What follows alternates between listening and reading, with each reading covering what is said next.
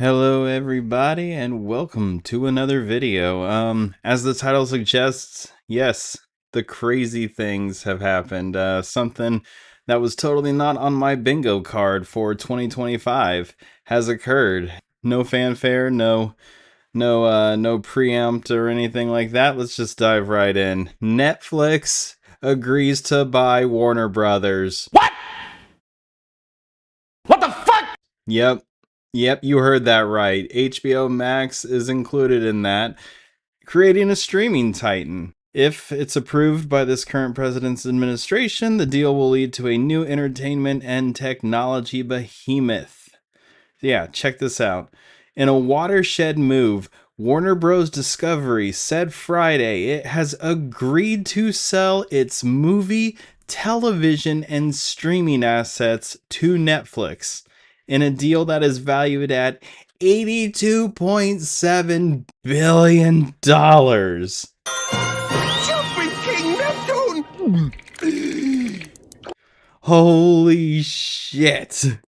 Setting the stage for one of the most sweeping and consequential merges in modern Hollywood history.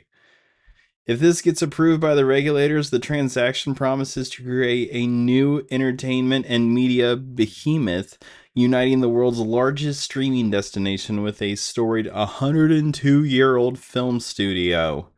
So as you guys know, Warner Brothers owns things like Harry Potter and DC, which are probably their biggest things that they have right now. I would say in terms of franchises, they have aspects of the Lord of the Rings, but basically Warner Brothers has fumbled the ball so fucking spectacularly that it basically is a moot point. I'm sorry, it really is. As much as I loved the James Gunn Superman movie, it did not hit.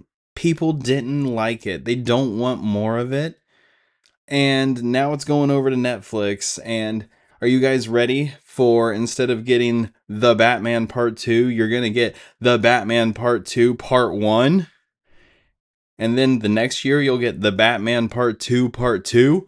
And then the next year you'll get The Batman Part 2 Part 3. And then the next year you'll get The Batman 2 Part 4.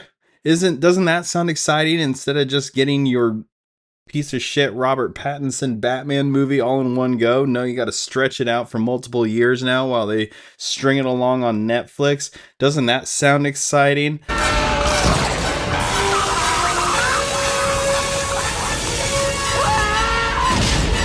I'm looking forward to this so much. This is Ted Sandros, the co-CEO of Netflix. He says, "Our mission has always been to entertain the world by combining Warner Brothers' incredible library of shows and movies, from timeless classics like Casablanca and Citizen Kane to modern favorites like Harry Potter and Friends, with our cultural defining titles like Stranger Things, K-pop Demon Hunters, and Squid Games. Will be able to do that even better. Together, we can give audiences more of what they love and help define the next century of storytelling," Sarando said.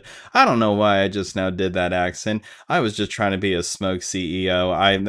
That's literally the only thing I could think of when I thought of Smoke CEO. But Netflix is taking over Warner Brothers, and it'll usher in a new era for Hollywood. I'm sure it's going to be such a positive evolution. Oh my gosh.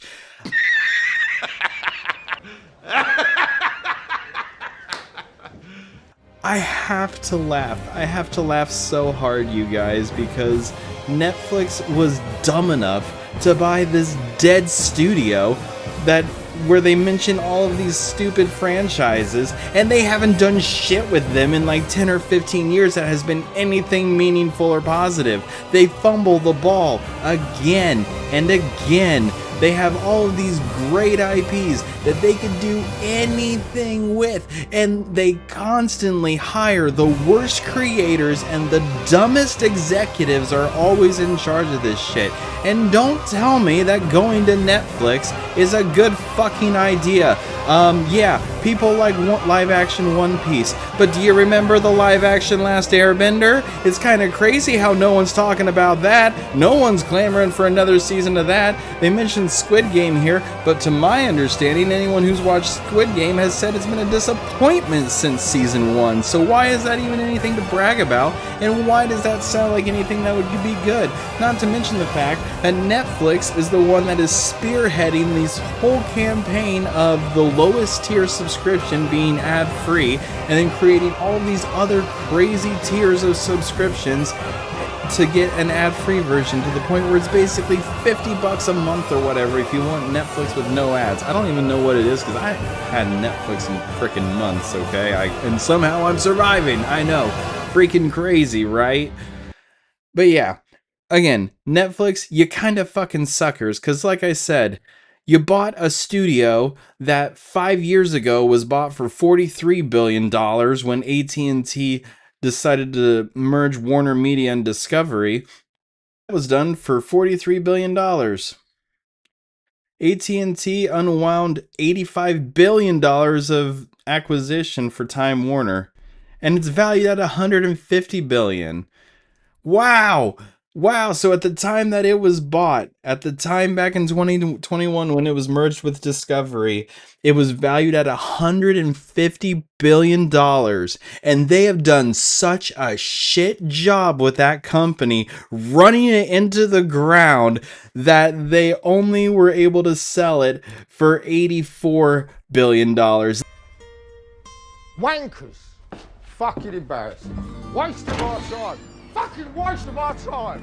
That's the real interest, 82 billion. I'm sorry. That's the really interesting thing here. Okay? It seems like some big successful thing because they got sold off to Netflix for more than they were bought for. And it's like, oh yeah, on paper, that's a profit. But when you go back to this NBC article that came out at the time, the company was valued at 150 billion. But because they fucking sucked DC with the Snyderverse bullshit, split the fandom, gave it to some guy who has no business controlling an entire universe. He's great at a couple of things. He can't control a universe. It's a fucking wreck. I couldn't even get through Peacemaker Season 2 because of how stupid it was and how convoluted it was and how much it tried to backflip over itself to bring Peacemaker Season 1 into this version of the DCEU because James Gunn fucking likes it, and so he's bending everybody else and snapping spines to make it fucking happen, and it doesn't work. You gotta let it go.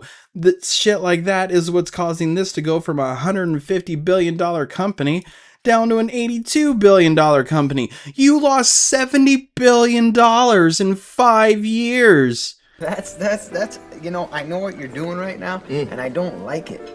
So why don't you just shut your trap before I put my foot in it? You incompetent hacks! You do not deserve this success. Good lord. And I don't think that Netflix owning it is going to do any better for it. They say that they're still going to release their films in theaters, which, great, yeah, let's go see stuff in theaters because that's such a joyous occasion. No, I don't think so. But they're gonna do that. They're gonna keep chugging along.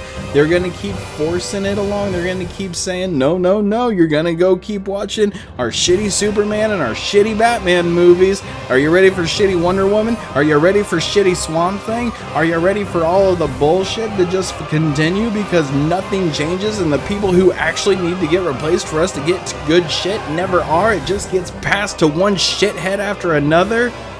Fuck. Ugh. Well, I'm certainly excited for the future if you couldn't tell. Thank you guys so much for watching.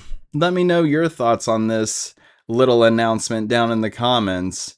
I'm very interested to discuss it and see what people think. I'm sure there's going to be plenty of people who are like, oh, Netflix buying this is a good thing, and you just can't see it yet. James Gunn is doing a great job, despite the fact that, you know, they didn't reach the projected margins that they wanted for his Superman movie.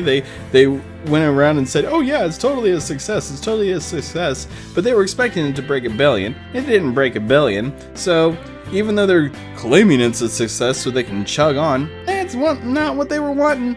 Not quite what they were wanting, unfortunately, I have to say. So it'll be interesting to see. I'm curious to hear what you guys think about this. Are we just heading further and further into the bleak apocalyptic future where there are only 2 studios? You can only go to Netflix or Disney for your entertainment? That sounds fun. Yay, let's let those 2 companies be the arbiters of what gets put into theaters and what people watch. That's definitely not going to kill film. It's definitely not going to kill television. Like, people wonder why streamers are so popular now. People wonder why YouTube is being watched more than television. Because of shit like this. Let me know what you guys think. I'm going to sign off here before I get an aneurysm. Have a great day, everybody, and I will see you in the next video.